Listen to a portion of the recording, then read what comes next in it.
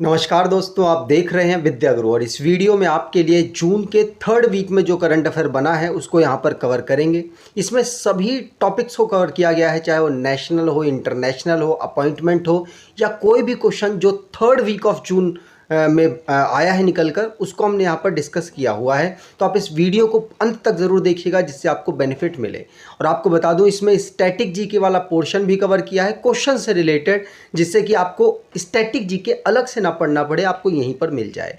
यहाँ पर हमने गवर्नर ऑफ द ईयर 2023 के किसको अवार्ड मिला है इसकी बात करेंगे। साथ साथ 78 नंबर के जो प्रेसिडेंट हैं यूनाइटेड नेशन जनरल असेंबली के, उनकी बात करेंगे, कौन बने हैं, किस देश से हैं। और रेलवे स्टेशन है एक जिसको अभी रिसेंटली में एक आपको पता है कि फिक्की के द्वारा ईट राइट स्टेशन का दर्जा मिलता है, वो किसको मिला है देखेंगे।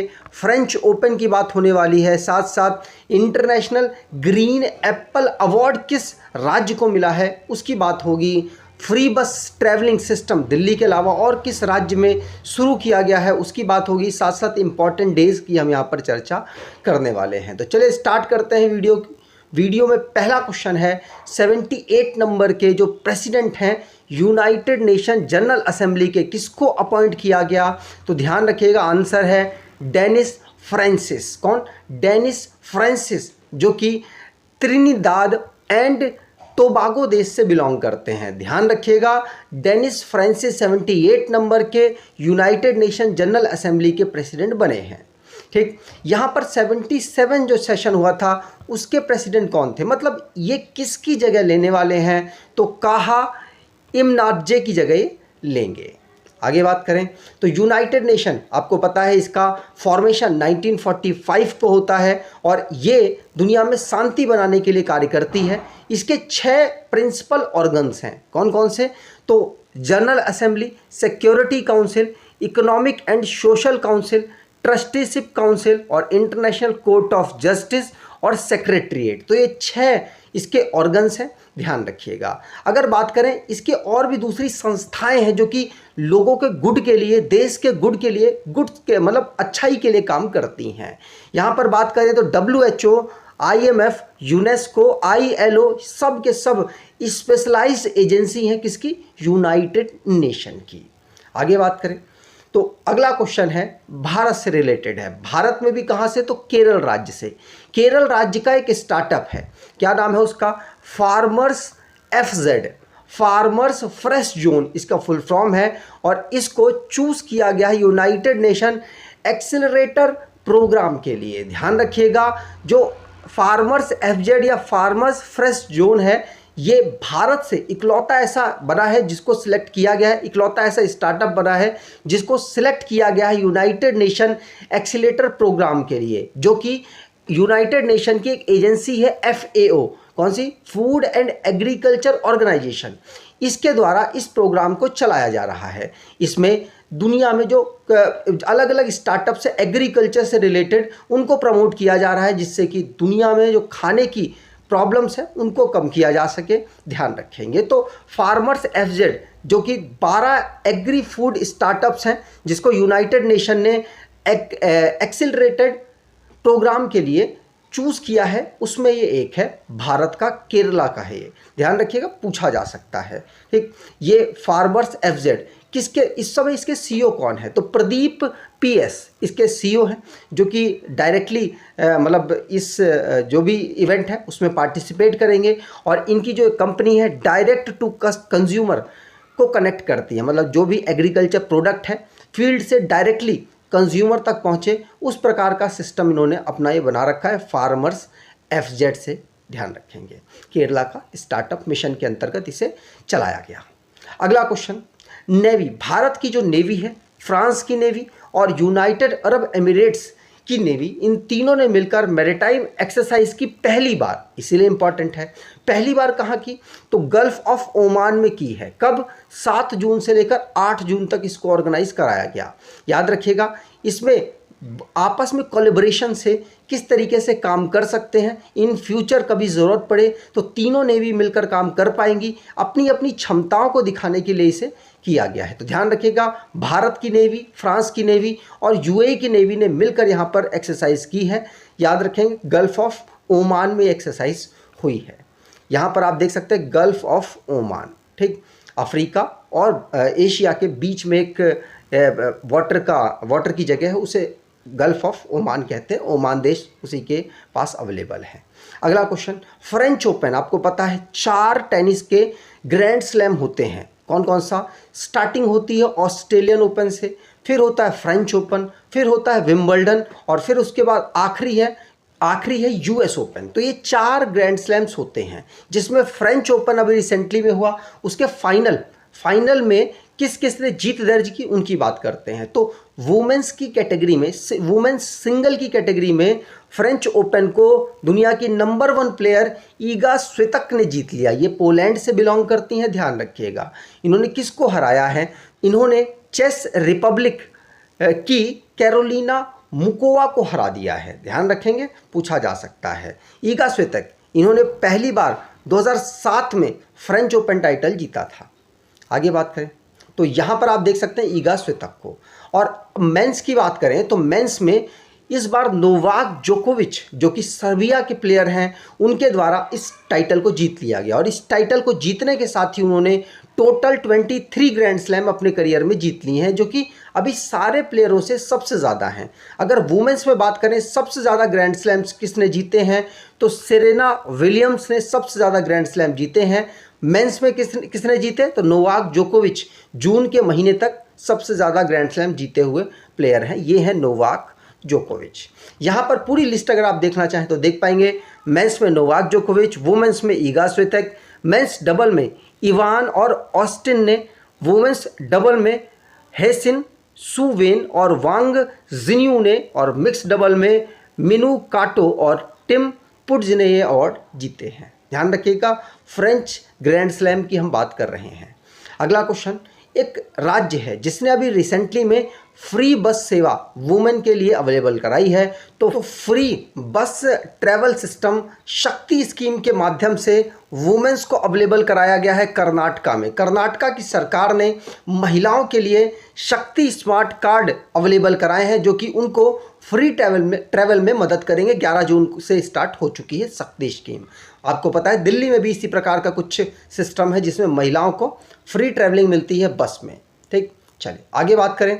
अगला क्वेश्चन है मुंबई सबसे ज़्यादा कॉस्टियर है, सबसे ज़्यादा एक्सपेंसिव है किसके लिए? जो माइग्रेंट वर्कर्स या माइग्रेंट पर्सन्स हैं उनके लिए। याद रखिएगा, अगर इन्हीं की बात करें तो पहले नंबर पर तो मुंबई आता है, जो कि अगर आप मुंबई में नहीं रह रहे हैं, किसी और राज्य से या किसी और शहर से कमाने वहाँ जाते हैं, तो आपके लिए सबसे कॉस्टियर रहेगा।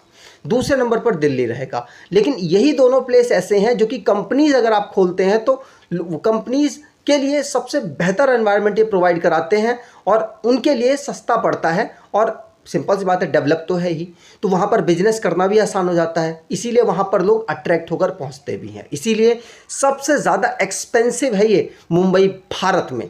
ये किसकी रिपोर्ट के अकॉर्डिंग बताया जा रहा है? तो ये रिपोर्ट है मर्सर्स कॉस्ट ऑफ लिविंग सर्वे के अकॉर्डिंग रिपोर्ट में बताया गया कि भारत में मुंबई जो भी माइग्रेंट वर्कर्स या माइग्रेंट पर्सन्स होते हैं उनके लिए सबसे महंगी सिटी है। ये एनालिसिस 227 सिटीज़ में किया गया है, ठीक। दूसरे नंबर पर कौन है? तो दूसरे पर नई दिल्ली है, तीसरे पर चेन्नई है और फिर बेंगलुरु है, हैदराबाद, कोलकाता और पुणे है। यहाँ पर बात करें तो दुनिया में मुंबई कौन से पोजीशन पर है? तो 147 पोजीशन पर है दुनिया में। नई दिल्ली 169 पोजीशन पर है दुनिया में और चेन्नई 184 पोजीशन पर है दुनिया में। याद रखिएगा, भारत की अभी यहाँ मैंने बात की है। अगला क्वेश्चन, संजय स्वरूप कौन है ये? तो ये कॉनकर क्या? Container corporation of India company है जो कि रेलवे की सब्सिडरी के रूप में काम करती है और इसके मैनेजिंग चेयरमैन और मैनेजिंग डायरेक्टर बने हैं संजय स्वरूप। याद रखिएगा, संजय स्वरूप कॉनकर के नए चेयरमैन और मैनेजिंग डायरेक्टर बने हैं। पीएसयू है, ये इंटरनेशनल मार्केट ऑपरेशंस को भी कंट्रोल करती है, रेलवे को रेवेन्यू प्रोवाइड कराती है इंटरनेशनल मार्केटिंग ऑपरेशंस के माध्यम से। ध्यान रखेंगे, पूछा जा सकता है। अगला क्वेश्चन, कॉनकर, आपने ऐसा कुछ देखा होगा रेलवे में लिखा हुआ, वही ये कंपनी है।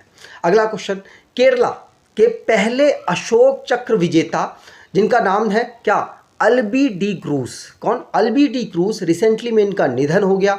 याद रखिएगा केरला के पहले पर्सन थे जिनको अशोक चक्र मिला था। अशोक चक्र किसको मिलता है, तो याद रखिएगा शांति के समय पर जो बहुत मतलब पर आप एल्बी डी क्रूज को देख पा रहे होंगे। ठीक, चलिए यहाँ पर बात करें अगले क्वेश्चन। अगला क्वेश्चन है कि कुत्तों के मांस को ना बेचने के लिए बैन कर दिया गया था नागालैंड ने। नागालैंड की जो गवर्नमेंट है उसने एक रूल बनाया कि अब डॉग के मीट को मार्केट और रेस्टोरेंट में सेल नहीं किया जाएगा, ट्रेड नहीं होगा। अब गुवाहाटी हाई कोर्ट की कोहिमा बेंच ने ये रूल कैंसिल कर दिया है और कहा है कि ऐसा होगा क्योंकि जो लोग जो इसको कंज्यूम करते हैं वो इसको कर सकते हैं। कोई इसका वो मतलब औचित्य नहीं है कि आप इसके मीट को कैंसिल कर दें। कोई ठोस कारण नहीं है कि कोई बीमारी फैल रही हो या कोई और रीज़न हो, ऐसा कुछ नहीं है। तो आप इसको कैरी कर सकते हैं। तो गुवाहाटी हाई कोर्ट जो कि कोहिमा बेंच, आपको पता है गुवाहाटी हाई कोर्ट किन किन राज्यों के केसेस को हैंडल करता है, तो असम के, अरुणाचल प्रदेश के, नागालैंड के और मणिपुर, इन 4 राज्यों के केसेस को ये हैंडल करता है। और आपको बताऊं ये ऐसा हाई कोर्ट है जो सबसे ज़्यादा राज्यों के केसेस को हैंडल करता है और इसी की कोहिमा जो बेंच है उसने ये फैसला लिया है। ठीक, चलिए आगे बात करें।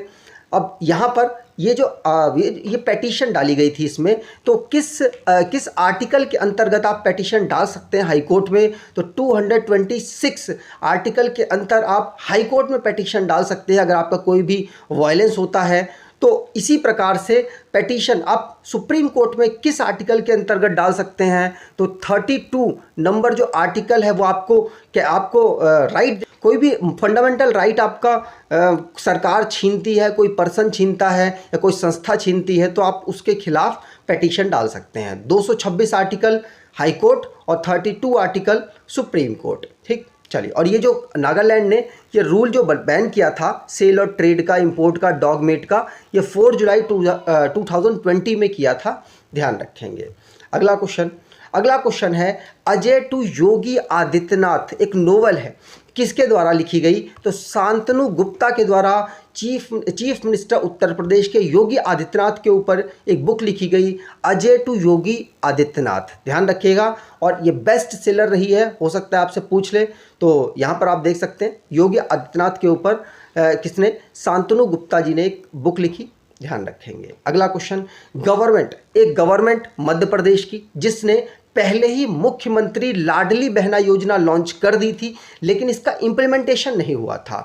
अभी रिसेंटली में इसका इम्प्लीमेंटेशन शुरू हुआ है और जून के महीने से अब लोगों में पैसे जाने शुरू भी हो गए हैं। मतलब ये कि लाडली बहना योजना के अंतर्गत, मुख्यमंत्री लाडली बहना योजना के अंतर्गत मध्य प्रदेश की सभी महिलाओं को 1000 रुपये मंथली उनको पैसा डिपॉजिट किया जाएगा सरकार के द्वारा।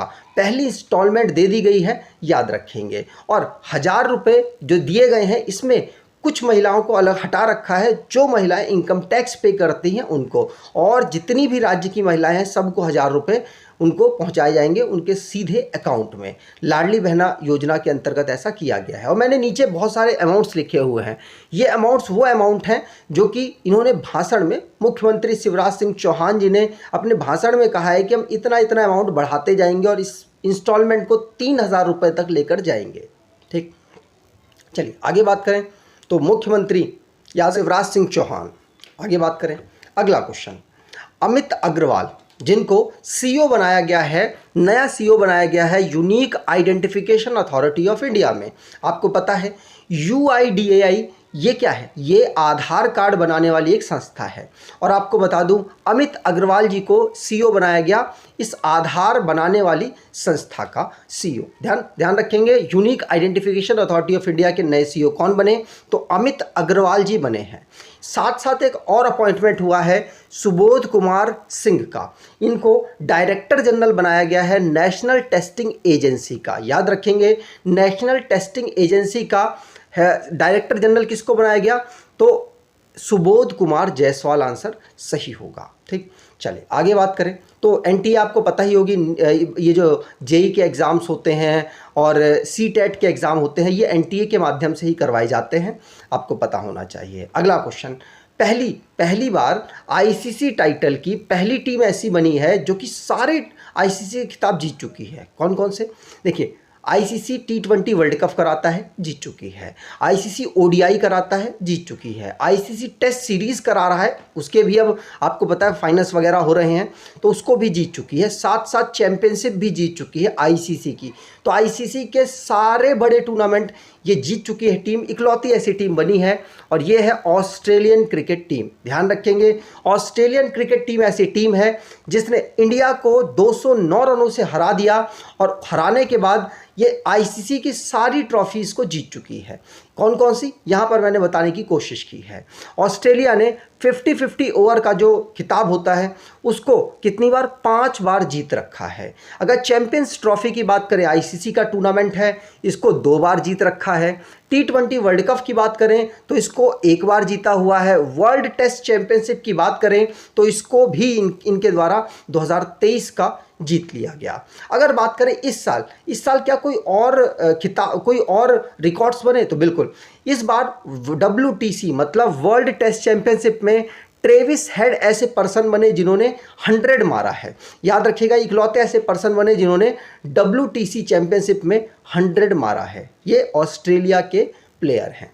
आगे बात करें, अगला question, 5th state food safety index जारी हुई, किसके द्वारा जारी की गई? तो ध्यान रखिएगा, इस समय पर मनसुख मंडाविया जी, जो कि हमारे हेल्थ और वेलफेयर के मिनिस्टर हैं, उनके द्वारा इसको जारी किया गया। और इस रैंकिंग में केरला रहा टॉप पर। ध्यान रखेंगे, फूड सेफ्टी इंडेक्स में, स्टेट फूड सेफ्टी इंडेक्स में इसमें पंजाब दूसरे पर और तीसरे पर तमिलनाडु रहा है। अगर छोटे राज्यों, ये तो बड़े राज्य की बात की गई, छोटे राज्यों की बात करें तो गोवा टॉप पर रहा, मणिपुर दूसरे पर और फिर सिक्किम रहा। ये तो बात हमने छोटे राज्यों की है। और अगर हम बात कर लें कि यूनियन टेरिटरी में कौन टॉप पर रहा, तो जम्मू कश्मीर यूनियन टेरिटरी में टॉप पर रहा, फिर दिल्ली, फिर चंडीगढ़ का नंबर आता है। ठीक, चलिए आगे बात करें। अगला क्वेश्चन, रिजर्व बैंक आपको पता है इसकी सब ऑफिसेस है। देखिए, इसका हेडक्वार्टर कहाँ पर है? मुंबई में हेडक्वार्टर है। इसकी स्थापना 1935 में हुई थी। उस समय पर हेडक्वार्टर कहाँ था? तो उस समय पर कलकत्ता में हेडक्वार्टर था, लेकिन उस कलकत्ता के हेडक्वार्टर को शिफ्ट किया गया 2 साल बाद 1937 में, 1937 में। कहाँ पर? मुंबई में। अभी भी इसका हेडक्वार्टर कहाँ पर है? मुंबई में, लेकिन इसके सब ऑफिसेस अलग अलग जगह पर अवेलेबल हैं। तो जो सब ऑफिसेस हैं, नॉर्थ ईस्ट में कोहिमा, आपको पता है नागालैंड की कैपिटल है कोहिमा, वहाँ पर इसको खोला गया है। याद रखेंगे, तो रिजर्व बैंक का कोहिमा में एक सब ऑफिस खोला गया जिसका एम नॉर्थ ईस्ट में जो भी बैंकिंग सुविधाएं हैं उनको प्रोवाइड कराना आसान हो जाए, उनकी दिक्कतें समझना आसान हो जाए, जिससे कि उनको बैंकिंग सुविधाओं से लोगों को जोड़ा जा सके।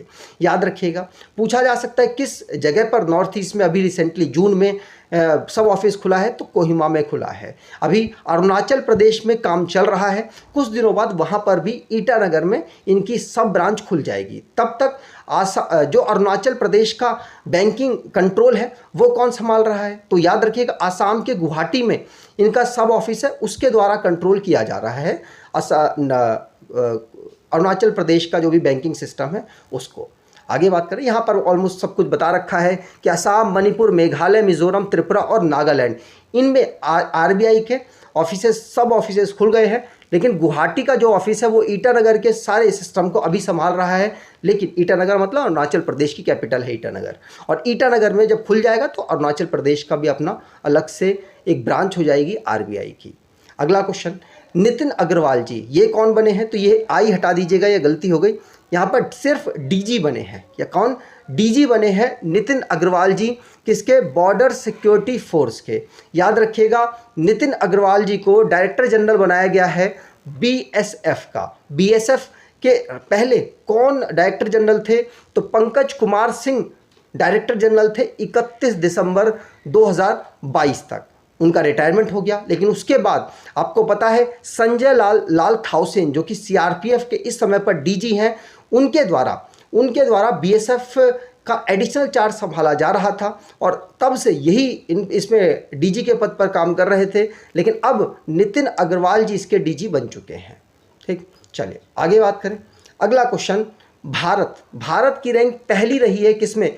ग्लोबल डिजिटल पेमेंट में। तो दुनिया में पेमेंट होते हैं ऑनलाइन माध्यम से, जो पेमेंट्स होते हैं उनकी नंबरिंग अगर काउंट की जाए तो नंबरिंग में भारत टॉप पर रहा है और दुनिया में लगभग जो दूसरे नंबर पर रहा है, भारत से पेमेंट में 1/4 उसकी पेमेंट हुई है। तो ध्यान रखिएगा, भारत मोबाइल बैंकिंग ट्रांजैक्शन, जो भी ऑनलाइन माध्यम से ट्रांजैक्शंस होते हैं उनमें भारत ने टॉप कर दिया है। नंबर की बात मैं यहाँ कर रहा हूँ, याद रखिएगा। भारत का जो ट्रांजैक्शन हुआ है वो कितना हुआ है?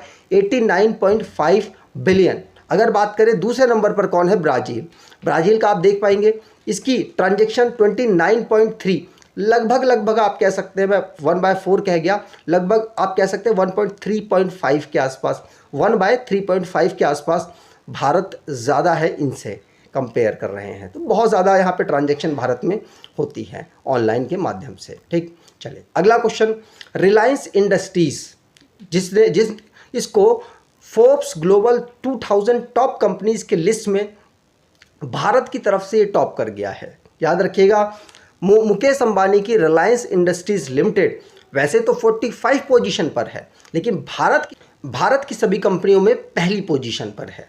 याद रखेंगे, पिछले साल आपको पता होना चाहिए इसकी जो रैंकिंग थी वो 53 थी और अब इसकी 45 है।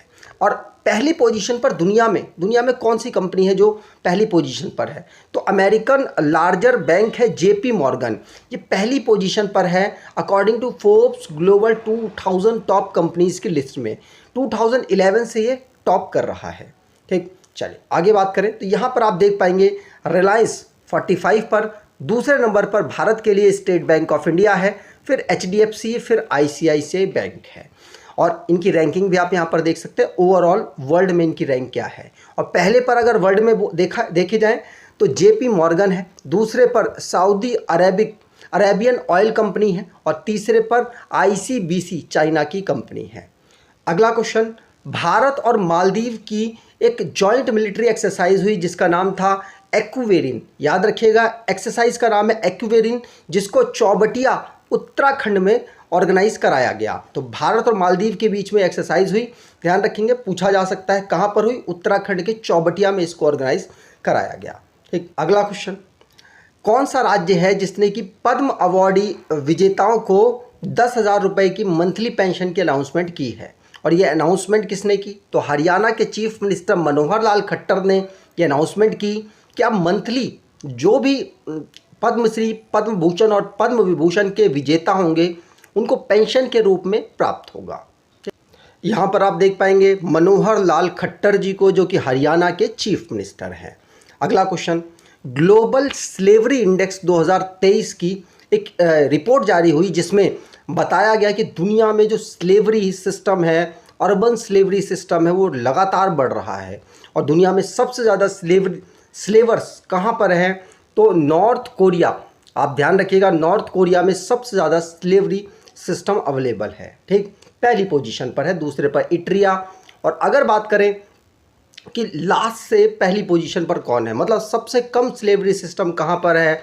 तो स्विट्ज़रलैंड, और फिर उसके बाद न्यूजीलैंड, उसके बाद जर्मनी का नंबर आता है। अगला क्वेश्चन, यहाँ पर आप देखेंगे तो दुनिया में जो स्लेवरी सिस्टम है, मैंने आपको बता दिया कि कितना स्विट्ज़रलैंड में सबसे बढ़िया सिस्टम है, मतलब लगभग सबसे लास्ट रैंक इसको मिली है। और अगर बात करें उसके बाद नॉर्वे है, उसके बाद जर्मनी है। लेकिन दुनिया में कितने स्लेवरी सिस्टम्स हैं? तो लगभग इन्होंने रिपोर्ट में बताया है कि 49.6 मिलियन लोग स्लेवरी से ग्रस्त हैं। अगला question, FIFA under 20 world cup 2023 का फुटबॉल हुआ जिसमें उरुग्वे ने इटली को हराकर यहाँ पर जीत दर्ज कर ली है। याद रखिएगा, फाइनल जो मैच था वो इटली में ही हुआ और इटली हार गई, उरुग्वे यहाँ पर जीत गया 1-0 से। ठीक, अगला क्वेश्चन, यहाँ पर आप देख पाएंगे जीत की मज़े लेते हुए। और अगला क्वेश्चन है, पहली बार भारत में ऐसा हुआ है कि टॉय ट्रेन को रन किया गया, चलाया गया CNG से। ध्यान रखिएगा, CNG से चलने वाली टॉय ट्रेन है जो कि कहाँ पर चलाई गई? तो गुलाब बाग, जो कि उदयपुर राजस्थान में अवेलेबल है, वहाँ से चलाई गई। इस ट्रेन का नाम क्या है? तो महाराणा प्रताप एक्सप्रेस इस ट्रेन का नाम है और पहली सीएनजी पावर्ड टॉय ट्रेन है जिससे लगभग हर यात्री को खर्चा 25 से 50 रुपए कम हो जाएगा। ठीक, चलिए आगे बात करें। अगला क्वेश्चन है, भारत की डॉक्यूमेंट्री जिसने WHO health for all film festival में इसने अवार्ड जीता है। याद रखिएगा, WHO वर्ल्ड हेल्थ ऑर्गेनाइजेशन में इन्होंने अवार्ड जीता। 7 जून 2023 को यह अवार्ड मिला है इनको। तो भारत की डॉक्यूमेंट्री कौन सी है, नाम क्या है उसका? तो when climate change turns violent, ये इसका नाम है और ये भारत की डॉक्यूमेंट्री है जिसने, अगर बात करें कि इसको किस कैटेगरी में अवार्ड मिला है, तो climate change and health category में अवार्ड मिला है। इसके डायरेक्टर कौन थे? तो वंदिता सहारिया जो कि राजस्थान से हैं, ये इनके डायरेक्टर थे। आगे बात करें तो एशिया में एक अवार्ड तो भारत की डॉक्यूमेंट्री को मिला है और एक बांग्लादेश की डॉक्यूमेंट्री को भी मिला है। 1 in 36 million story of childhood lead poisoning in Bangladesh. तो बांग्लादेश की भी एक मूवी है, उसको भी WHO की जो फिल्म फेस्टिवल था उसमें अवार्ड मिला है। ठीक, चलिए आगे बात करें। WHO के फिल्म फेस्टिवल की बात करें तो इसको पहली बार 2019 में ऑर्गेनाइज कराया गया था और WHO की बात करें तो वर्ल्ड हेल्थ ऑर्गेनाइजेशन इसकी फुल फॉर्म है। 1948 में इसको फाउंड किया गया था। टेड्रोस अधनम इथोपिया से बिलोंग करते हैं, ये इसके इस समय पर डायरेक्टर जनरल हैं और इसका हेडक्वार्टर जिनेवा स्विट्जरलैंड में अवेलेबल है। अगला क्वेश्चन, वर्ल्ड बैंक के द्वारा road safety project south Asia में पहली बार लॉन्च किया गया और ये कहाँ किया गया? तो बांग्लादेश की कैपिटल ढाका में किया गया। साउथ एशिया की पहली ऐसी सिटी है जहाँ पर वर्ल्ड बैंक ने रोड सेफ्टी प्रोजेक्ट को शुरू किया है जिसमें ये फाइनेंस करेंगे 358 मिलियन US$, जिससे कि बांग्लादेश में जो ढाका है उसकी कैपिटल, वहाँ पर रोड सेफ्टी के सिस्टम को डेवलप किया जा सके, वहाँ पर जो एक्सीडेंट वगैरह होते हैं उनको कम करने का इंफ्रास्ट्रक्चर तैयार किया जा सके और वहाँ पर रोड एक्सीडेंट्स को रोका जा सके। अगला क्वेश्चन, रेलवे स्टेशन जिसमें जो कि गुवाहाटी रेलवे स्टेशन है, आपको पता है असम में अवेलेबल है और इसको ईट राइट स्टेशन का सर्टिफिकेट प्राप्त हुआ है। किससे? फसाई से। मतलब इस स्टेशन पे खाने की जो क्वालिटी है वो काफ़ी ज़्यादा बढ़िया है, इसीलिए फसाई ने आफ्टर सर्वे ईट राइट स्टेशन का सर्टिफिकेट प्रोवाइड करा दिया है गुवाहाटी रेलवे स्टेशन को। वाराणसी को भी रिसेंटली में मिला, आपको पता होना चाहिए। आगे बात करें तो फसाई ये सर्टिफिकेट क्यों देता है? क्योंकि उस जगह पर, उस स्टेशन पर सेफ और न्यूट्रिशन फूड अवेलेबल है पैसेंजर्स के लिए। आफ्टर सर्वे ये स्टैंडर्ड अगर इनका फॉलो होता है तो फिर ये अवार्ड उस प्लेटफॉर्म को या फिर उस स्टेशन को मिल जाता है। अगला question, central bank of the year 2023 का अवार्ड किसको मिला है? तो याद रखिएगा, central bank of the year की बात करें तो ये अवार्ड मिला है नेशनल बैंक ऑफ यूक्रेन को। अगर बैंकर ऑफ द ईयर की बात करते तो ये मिला है शक्तिकांत दास जी को, जो कि भारत के रिजर्व बैंक ऑफ इंडिया के इस समय पर गवर्नर के पद पर काम कर रहे हैं। और अगला क्वेश्चन वही है, गवर्नर ऑफ द ईयर 2023 का खिताब किसको मिला है? तो वो मिला है RBI ऑफ गवर्नर, जिनका नाम है शक्तिकांत दास जी। याद रखिएगा, ये 25 नंबर के गवर्नर है RBI के और ये भारत में जो भी इंफ्रास्ट्रक्चर है बैंकिंग से रिलेटेड, इनके माध्यम से होकर ही गुजरता है। ठीक, और ये अवार्ड किसने दिया? ये दोनों अवार्ड तो international economic research journal central banking के द्वारा ये अवार्ड्स डिस्ट्रीब्यूट किए गए। ठीक, अगला क्वेश्चन, लेकिन अगर RBI के जो गवर्नर हैं शक्तिकांत दास जी की बात करें तो 25 नंबर के हैं, मैंने आपको बता दिया। 2018 से इन्होंने अपना पद संभाला था क्योंकि उस समय पर उर्जित पटेल ने रेजिग्नेशन दे दिया था और उसके बाद इनको अपॉइंट किया गया। लेकिन जो ये अवार्ड है, शक्तिकांत दास जी पहले पर्सन नहीं हैं भारत के जिनको ये अवार्ड मिला है। इससे पहले रघुराम राजन जी को भी गवर्नर ऑफ द ईयर का अवार्ड मिल चुका है 2015 में, 2015 में। अगला question, Nehru memorial museum and library society का नाम चेंज कर दिया गया है। इसका नाम क्या रखा गया? तो ऑलमोस्ट सेम नाम है, बस स्टार्टिंग में PM memorial museum and library society रख दिया गया। तो पूरा नाम सेम है, नेहरू की जगह बस पीएम आ चुका है, ध्यान रखेंगे, पूछा जा सकता है। आगे बात करें, अगला क्वेश्चन है एशिया कप। आपको पता है क्रिकेट में भारत में काफ़ी ज़्यादा पॉपुलर स्पोर्ट है ये एशियन कप, और एशिया का जो कप है इसको 2 देशों के द्वारा अपने यहाँ होस्ट किया जाएगा। कौन कौन सा देश है? तो पाकिस्तान में इसके कुछ मैचेस होंगे और श्रीलंका में भी इसके कुछ मैचेस होंगे। अगर बात करें पाकिस्तान में 4 मैच होंगे, श्रीलंका में 9 मैच यहाँ पर ऑर्गेनाइज होने वाले हैं। इसमें अलग अलग 2 ग्रुप बने हुए हैं। इन 2 ग्रुप में एक ग्रुप है और दूसरा बी ग्रुप है। इसमें एक में भारत पाकिस्तान है, दूसरे में और एशिया की बड़ी टीम अवेलेबल है। ये क्रिकेट का एक टूर्नामेंट है, ध्यान रखिएगा। ठीक, चलिए आगे बात करें। अगला क्वेश्चन, पहली बार ऐसा हुआ है कि Indian green Apple award beautiful buildings को, भारत की ब्यूटीफुल बिल्डिंग्स को मिला है।